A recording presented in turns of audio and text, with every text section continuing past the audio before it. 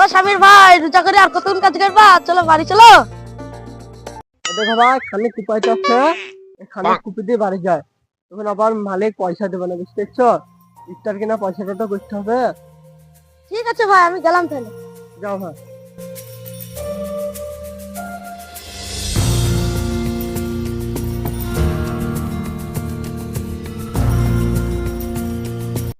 ও ভাই, তুমি খেতে তুমি উজা করে নে।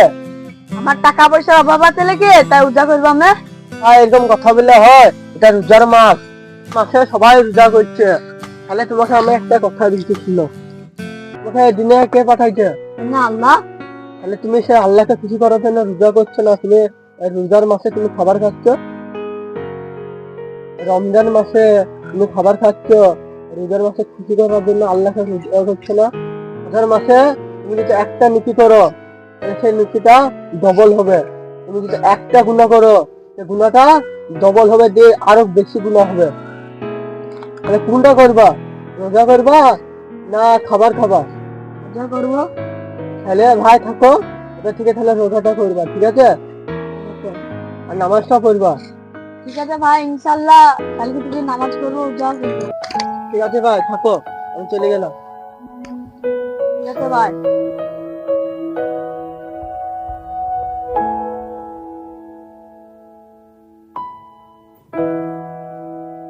আরে জমিদার বাবু, আপনার কাছে তো যাচ্ছিলাম। কেন? জমিতে রোজার মাস, আর একদিন আমাকে ইফতার কিনতে হবে, তার কিছু টাকা দাও না। এখন টাকা কাজ দেবো না আমি, এই 5 দিন আগে তো টাকা নিলে। জমিদার বাবু আমাকে দেন না, হ্যাঁ আমার স্ত্রীটা ইফতার খাইছিল না। আমার জ্বালাইছেন সত্য যত সব বলতে বল, এই 5 দিন আগে টাকা দিলো, এই মাসটাও হচ্ছে না।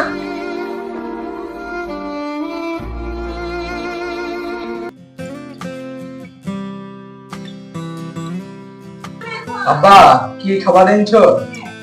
রাশিদের বেটা, মালিকের কাছে গেছিলাম, পয়সা দিল না, থেকে মাসের পর দিব। আজকে বাড়িতে যা আছে তাই খেতে হবে। বাড়িতে মুড়ি আছে আর পানি নাই, যাইছে আজকে ওদের সাথে, আর টাইম নাই।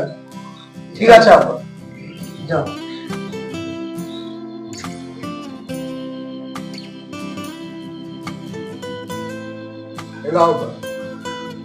বসে আজান দিবে, দিকটা তো শেষ করে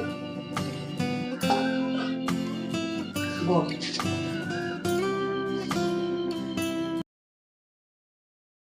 আল্লাহু আকবার। আজান ছেলে ছেলে